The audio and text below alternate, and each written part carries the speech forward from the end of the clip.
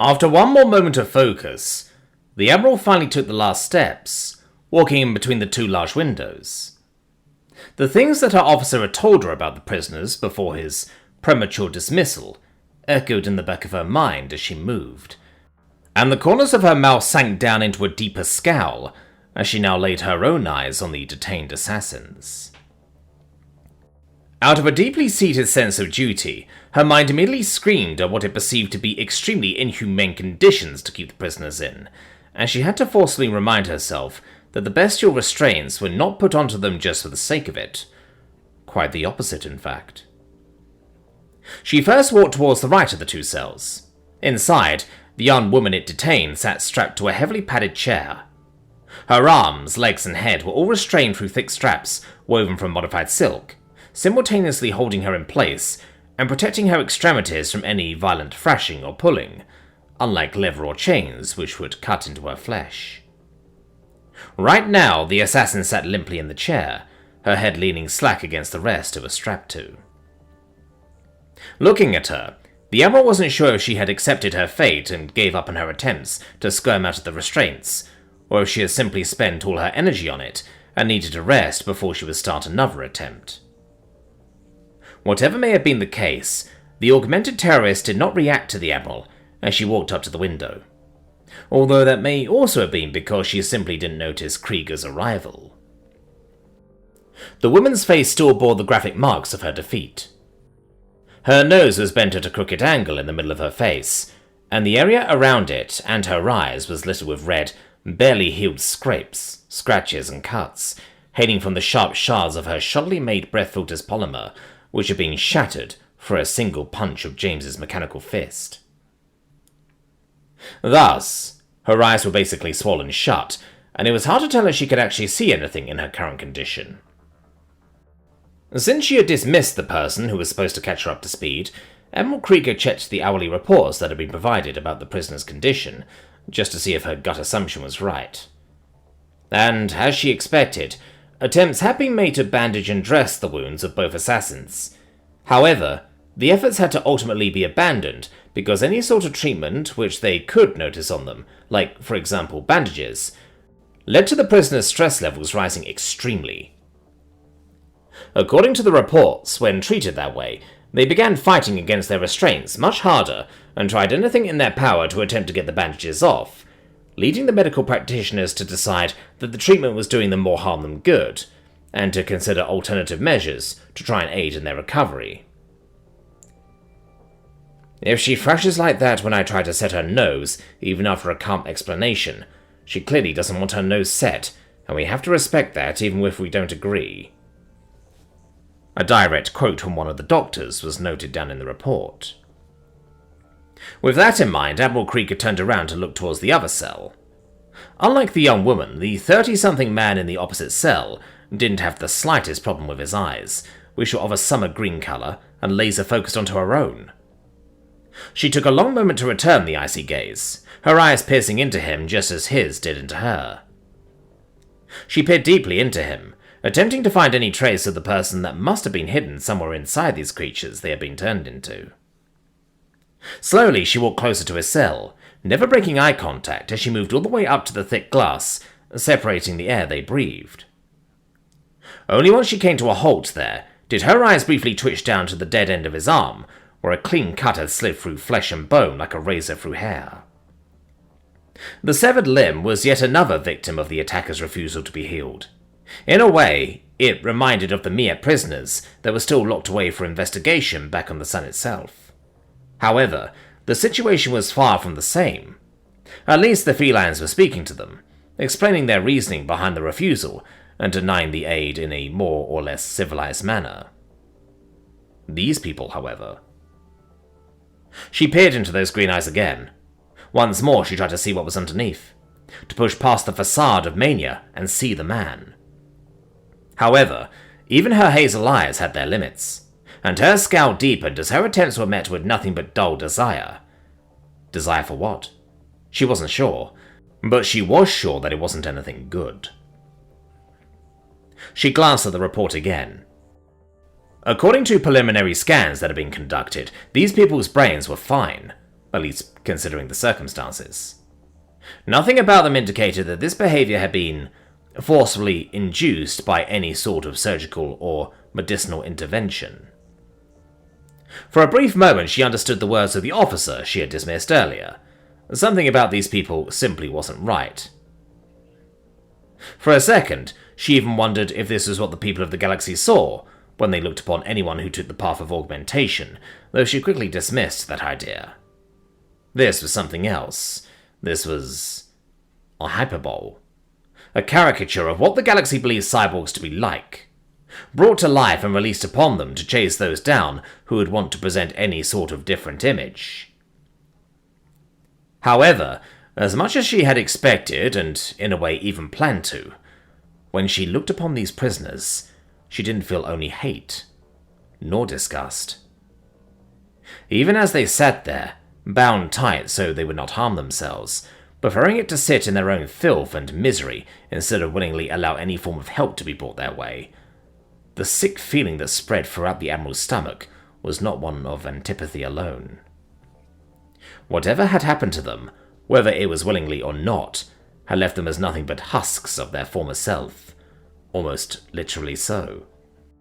And even if they had chosen to become this willingly, something truly pitiable must have occurred in their lives to bring them down such a path. To readily throw their humanity to the wind like that, something must have happened to them that caused them to truly lose any and all faith in it. With a panel next to the cell, she activated the intercom, allowing her to speak to the person inside. "Blink once if you can understand me," she requested, to no apparent reaction. He simply kept staring at her. He did blink occasionally. However, it was entirely apparent that the gesture only served to moisten his eyes. Nothing else. She repeated her question, this time in an Earthborn language, and then another, and another. Chances that he didn't understand at least one of them were slim. Either he was an outlier, he didn't understand her for reasons outside of a language barrier, or he was ignoring her. Ultimately, the reason did not matter. He was not going to answer her. He no longer had a tongue to verbally speak with, and when his arms were freed, he would rather use them to harm himself or others than attempt to be understood. Or, maybe, that was his way of communicating. Maybe, with just his stare, he was already telling her exactly what was going on in his mind. Violence, and nothing else. However, that couldn't be true. Not after she had seen what these people could do. They weren't mindless. They acted with cunning, rationale, skill, and an incredible dedication. "What is—" she began to ask, before shaking her head and changing her question as she once again stared at the man. "Who are you?" The man's stare kept on, still just as deprived of anything but an indescribable want. However, maybe she was imagining it, but she couldn't shake the feeling that the corners of his mouth had ever so slightly lifted up. A part of her urged her to push the matter further after that. However, there were people who had the time to do that, while she had better things to do than to talk to a brick wall until the heat death of the universe. Sighing deeply, she began to turn away from the glass wall.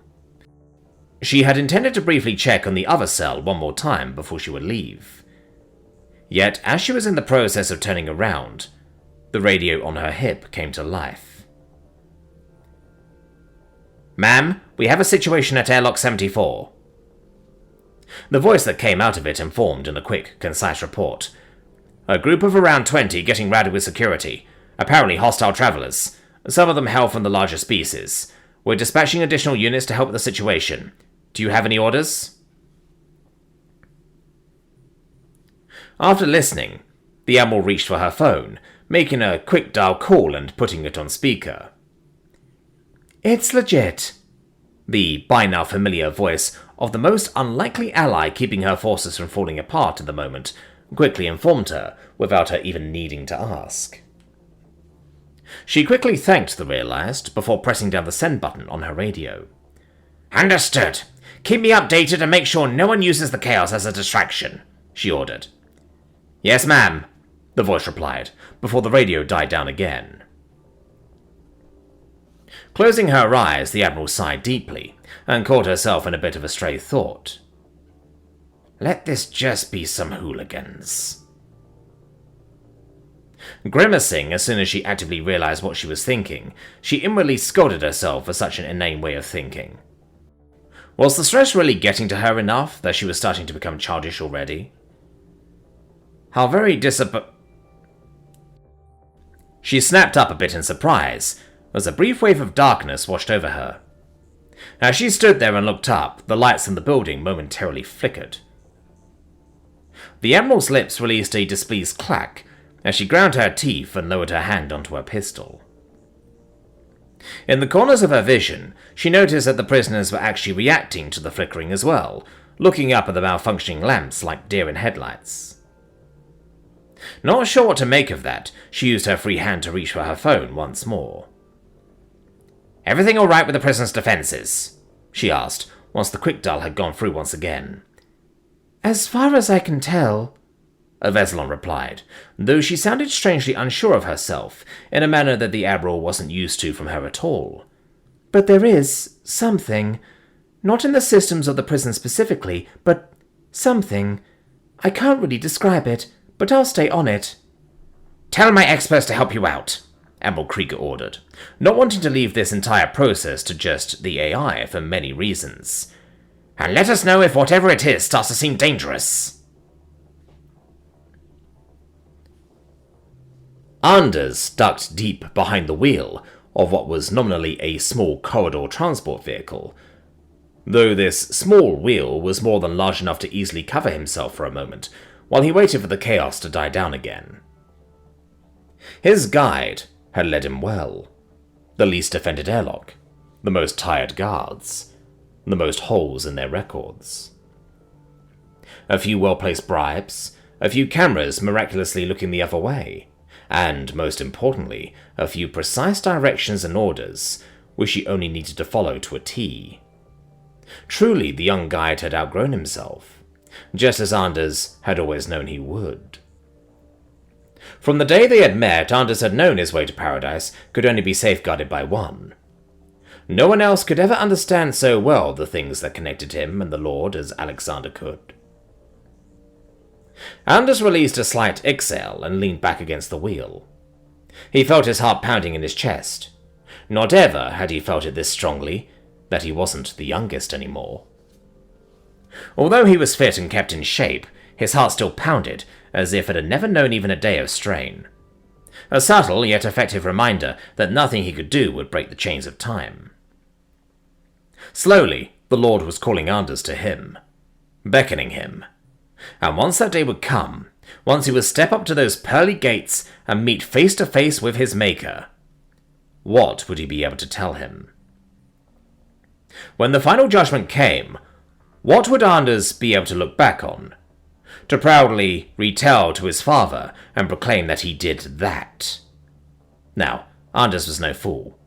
He didn't believe that only those who did great things would be allowed to sojourn at God's side.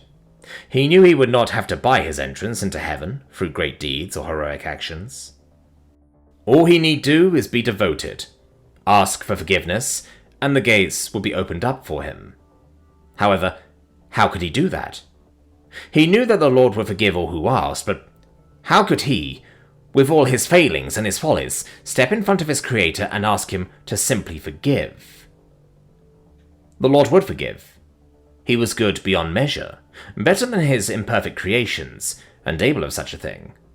But even if he would, how could Anders ever ask for it, if he had nothing to show for himself? He couldn't even imagine it. Couldn't imagine standing before his splendor and asking to be forgiven for his faults without anything to point to that would make up for them. God was good like that, but Anders wasn't. Before that day would come, before he would find himself calling up to the heavens, he needed something. His something. His golden prize to point to and say, that is why I deserve to be forgiven. Not by God, but by himself. Anders briefly closed his eyes as the distinct steps of booted feet quickly ran by him in an orderly manner. Soldiers, come to quell the chaos that had granted him entry. Had they been here before, he wouldn't have been able to slip past as he did. But with just a few humans constantly monitoring each airlock now, it was easier to make that happen. Even with the armies his people had brought, they were spreading themselves thin on this massive structure in deep space. They were proud, thinking they could control it all, and that pride would be their downfall. Just like it may soon be his own. He sat out the time, catching his breath and relaxing his muscles, as he waited for the soldiers to deal with the uproar.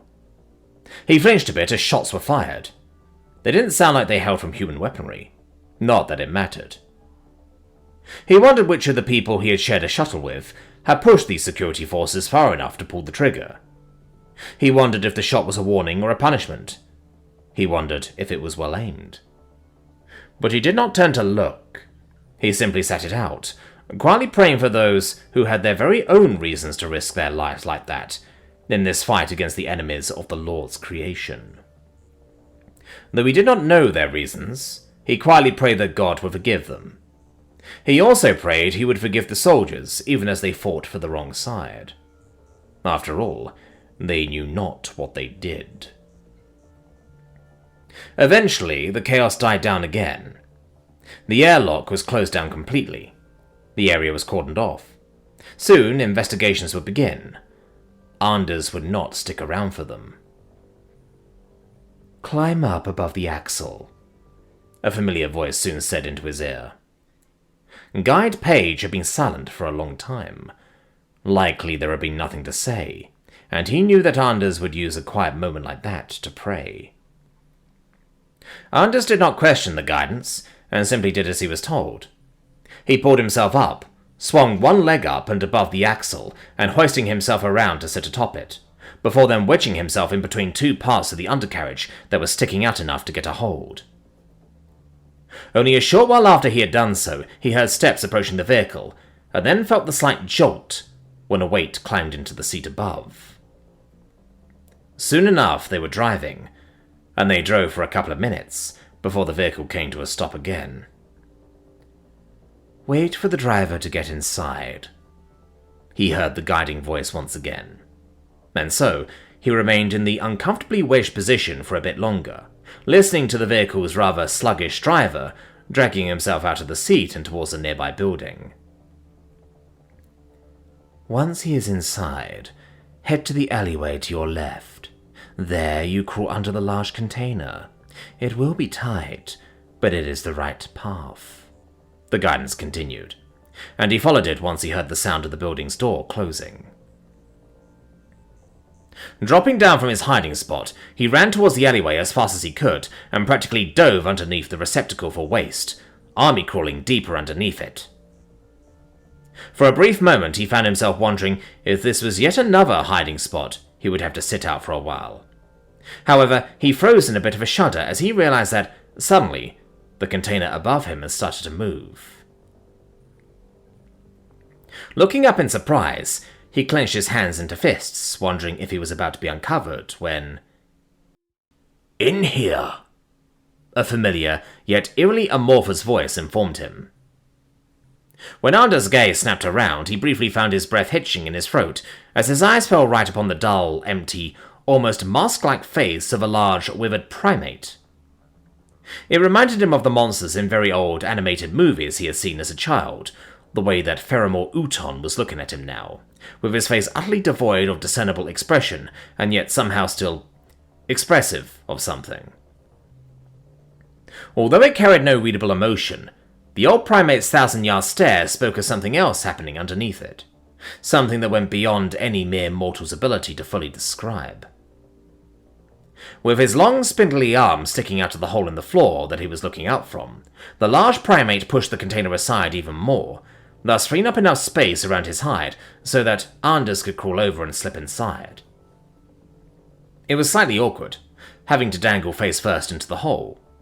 However, the former captain assisted him in his descent, grabbing Anders by the back of his robe with one of his large hands. Once the smaller primate had disappeared into the hide, Uton quickly pulled the container back over it, before then pushing up a hatch and clicking it shut, concealing them from the outside world. I'll get back to you once your goal is in sight, Alexander assured Anders into his ear, before the line went from a continuous white noise to complete silence. Anders sighed and dusted himself off as he stood back on his feet, his gaze scrutinizing the larger primate in front of him.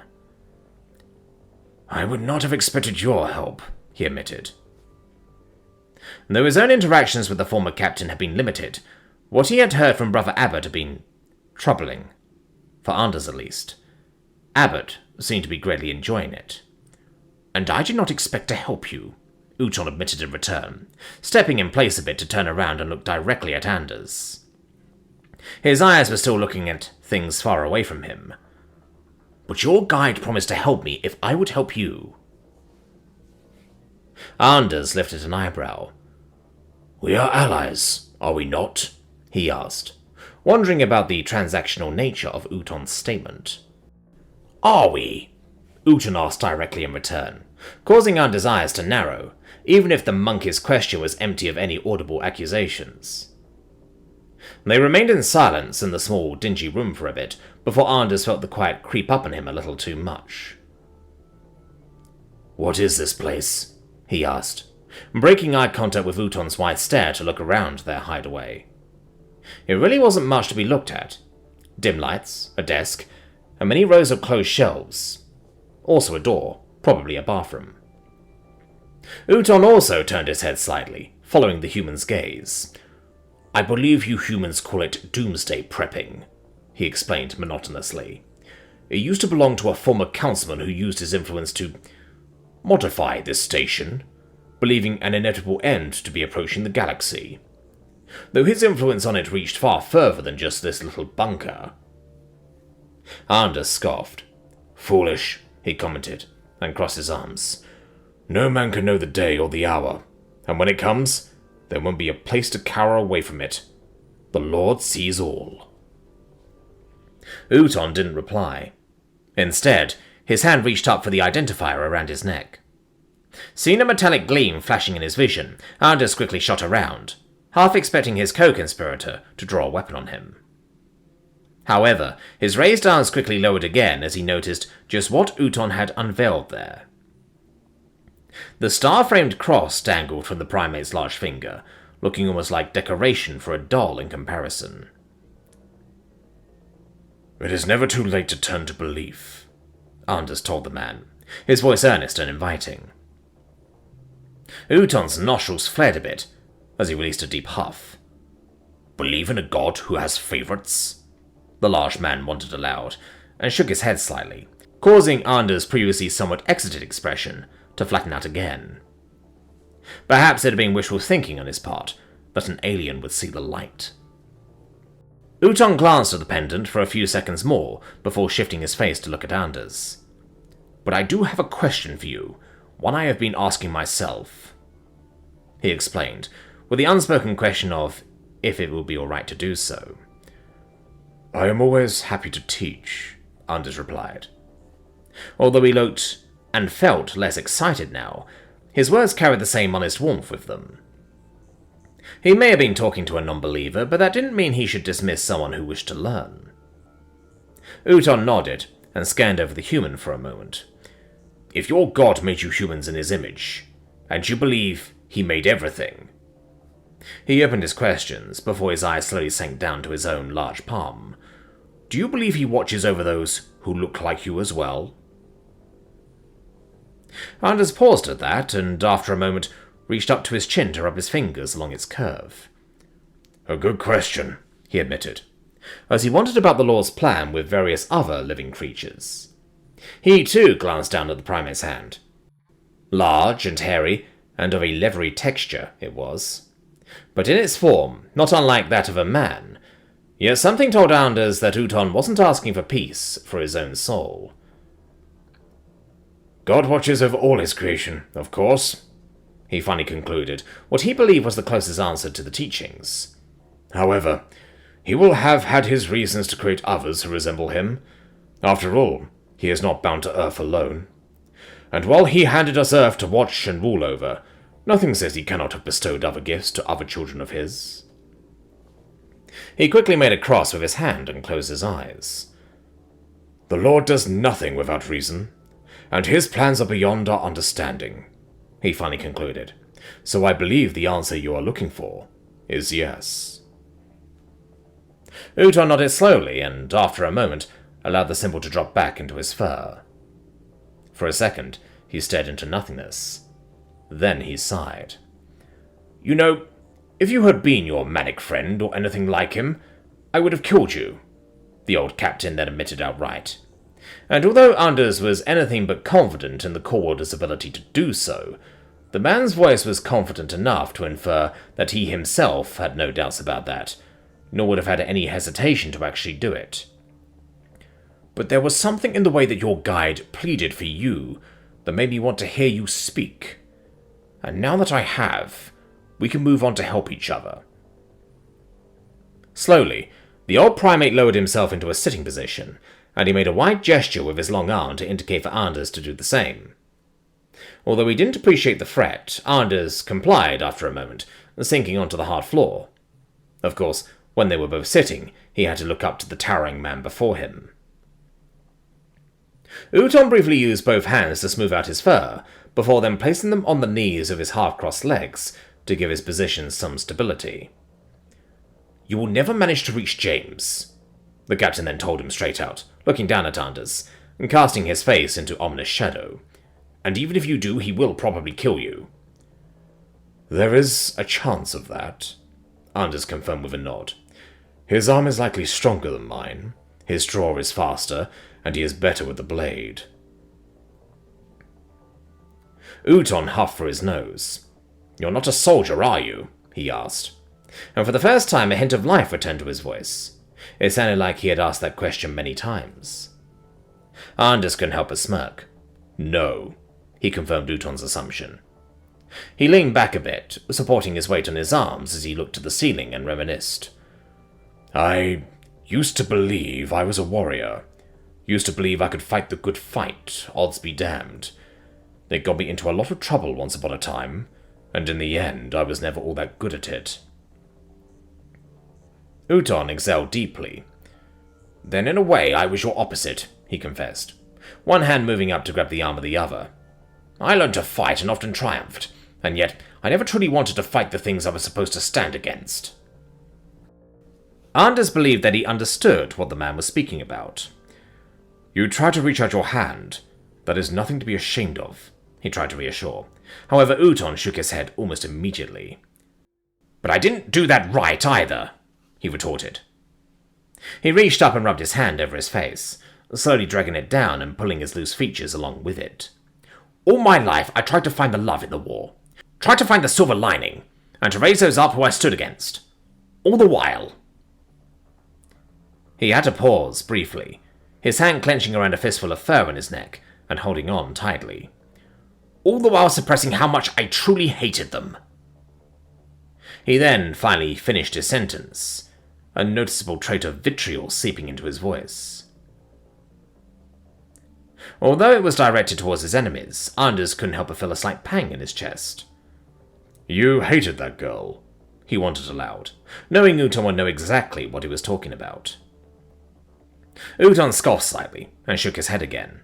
"Not her," he denied, deep sadness filling his eyes. "But her kind. Your kind." He glared down at the human for a moment. Despite his words, his eyes didn't convey hatred. "For a long time I chalked it up to the cruelties I have seen committed, the crimes that Deathworlders are capable of, all the things I have seen them do just so they wouldn't have to be normal." The hand grabbing his fur suddenly pulled so hard that it slipped off the hair, quickly descending to the ground and hammering against it with a dull thud. "But that's nonsense," he admitted, after a few moments of strained silence. "I have seen too many atrocities to narrow them down to a single group of people.